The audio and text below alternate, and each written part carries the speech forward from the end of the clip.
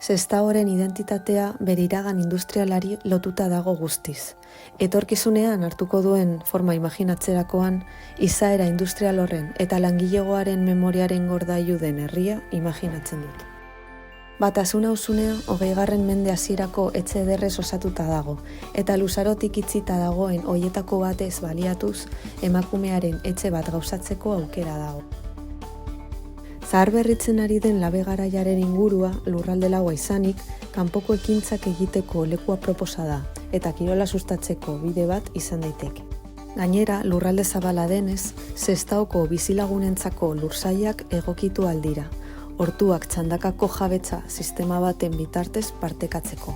Ingurune guzti honetan parke handi bat kokatu daiteke, premiazkoak diren espazio berdeei lehentasuna emanez.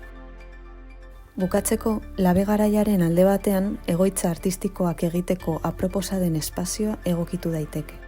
Albotik pasatzen den trenbide sareak errazten duen komunikazioa aprobetxatuz eta bidegorri berriak sortuz.